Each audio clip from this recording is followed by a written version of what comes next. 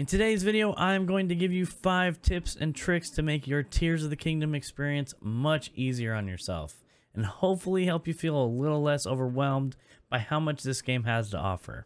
Hey everyone, my name is Bewick. As always, be sure to like, subscribe, and turn on notifications if you find this helpful. We got a lot of Tears of the Kingdom content coming your way. We're trying to get closer to 10K. Let's get into it.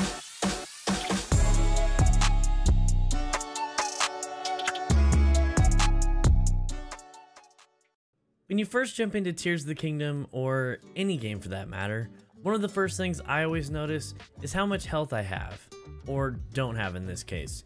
You only really start with 3 hearts. You may also notice the little green circle, which is your stamina wheel, runs out really quickly, so you can't really sprint for very long, nor can you climb very high. But don't worry, you can upgrade these by completing what are called shrines. In Tears of the Kingdom, shrines are these big stone statue looking landmarks with this blue-green swirl of light on top of them. Most shrines have some sort of puzzle or trial you must face in order to complete them.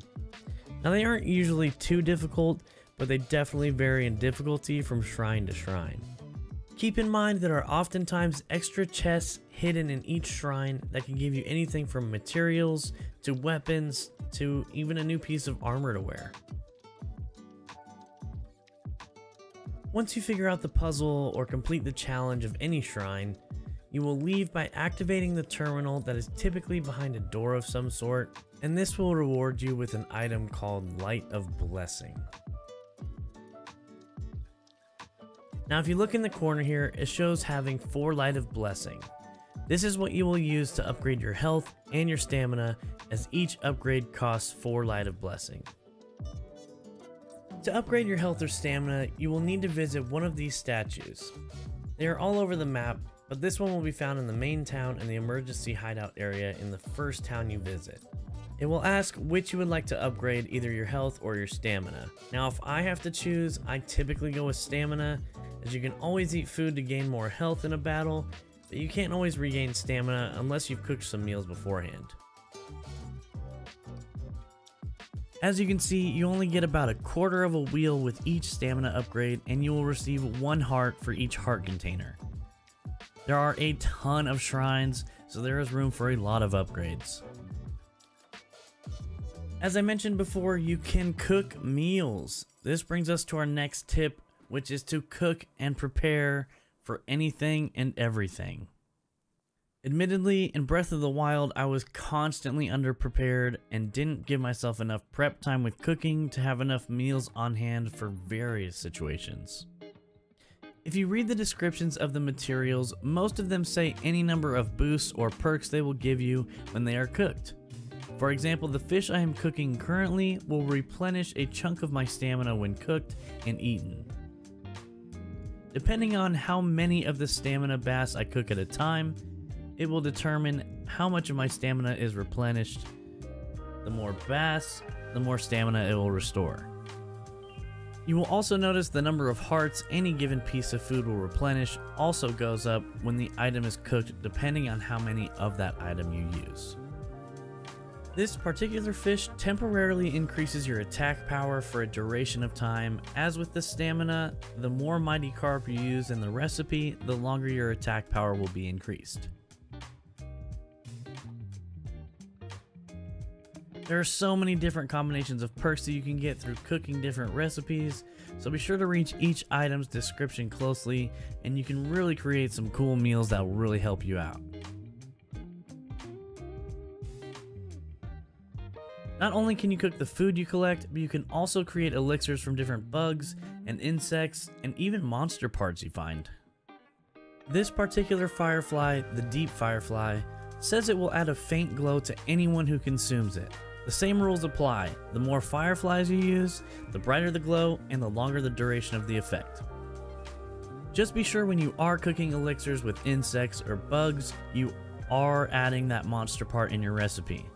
This is crucial because if you leave out the monster part, your meal will turn into a dubious food meal and you will have wasted your materials. A lot of recipes will even give you effects to help you battle the elements, which brings us to our next tip: don't get struck by lightning.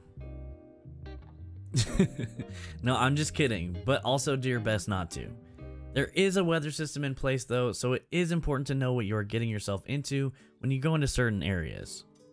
If you look just to the left of the minimap in the bottom right corner of your screen, there is a forecast that tells you what the weather currently is and what to expect coming up for the area that you are in. It is very clearly lightning storming right now, so there will be a little shock indicator letting you know you currently have a metal item equipped, and if you don't change it soon, you will be struck by lightning. Another challenge to note during the rain is that it makes surfaces slippery, making it extremely difficult to climb anything, as you will continue to slip down whatever surface you are trying to climb. This is where the previous tip will come in handy, as there may just be an elixir you can concoct that would be useful in this situation. You'll have to try out some combinations and figure that one out when you find the right items. Also to the left of the minimap in the bottom right corner, there is a temperature gauge. You will generally find out really quick whether you are in an area that is too hot, or in this case too cold for you to withstand. You will then start to degenerate health slowly, which will cause you to die if you don't fix the temperature quickly. Again, there are elixirs and meals you can cook that will heat you up and help you stay in the cold for an extended period of time without losing any health. For example, cooking a lot of spicy peppers together at once will give you a cold resistance meal. As you can see, I got in a bit of a pinch here and got pretty low on health. Luckily, in Tears of the Kingdom there is a single-use item called a portable pot. This will allow you to cook one meal wherever you are. So I dropped that item down and cooked up some spicy sauteed peppers, which will allow me to stay in the cold for 12.5 minutes.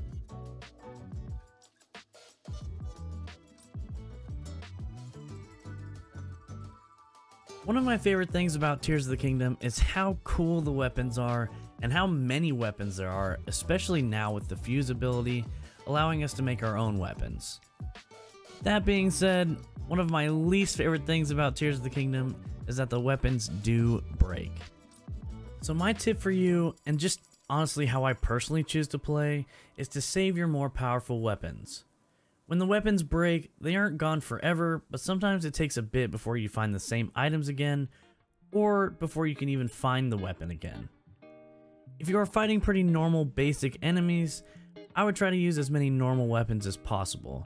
You never know when you may stumble onto a tougher enemy or a boss of some sort and need those stronger, more powerful special weapons.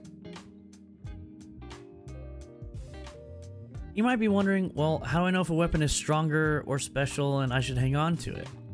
When you are choosing a weapon, there is a number in the bottom right corner of each weapon that tells you the attack power. It will also show you if the weapon has been fused by being outlined with the teal-blue outline. Now this isn't all to say that you should just not use all the fun, more powerful weapons. It just might help you out if you have a couple stored, in case you stumble onto some more threatening enemies while you're exploring. Now you will notice that you do only have a handful of weapon slots to begin. Oftentimes you will be greeted with the notice that your pockets are full and you cannot carry any additional weapons. Hey, what a great segue into our next tip. How convenient is that? The next tip, trick, guide, recommendation, whatever you want to call it, it is all about our favorite little friends, the Koroks. Now I know what you're thinking. Blaine, Bewick, everyone knows Koroks. This is not a good tip, trick, it's not a guide. Well, this is tips and tricks for beginners. And outside of being cute, some people may not know what Koroks and Korok seeds are used for. There are so many Koroks in Tears of the Kingdom. I'm not sure the exact number yet, as it's technically not even day 1 when this video is being made, but there were 900 in Breath of the Wild, and you were lucky to find even half of those in your first playthrough. There are tons of little hidden puzzles scattered high and low in this game. There are Koroks literally everywhere. They can be really easy to miss if you aren't really sure what to look for. They could be as difficult as puzzles like the one I'm trying to do now that definitely didn't take me way too long to finish, or it could be as simple as picking up the right rock.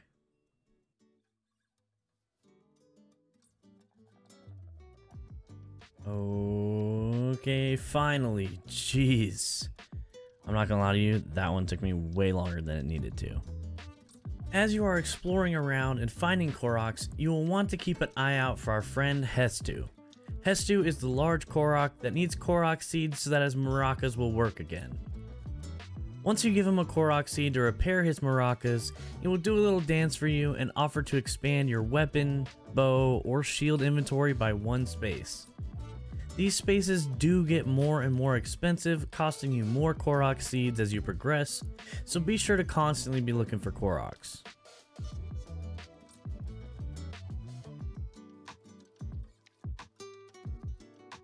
If something looks a little inconspicuous, or maybe just a little too convenient, like this circle of trees, there's most likely a little puzzle involved and a Korok to find.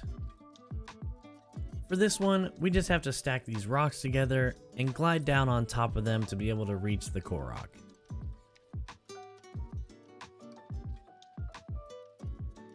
This game can be extremely overwhelming for beginners, so these are some tips that I think can ease the anxieties of playing a game as massive and open world like Tears of the Kingdom and get you kind of going in the right direction.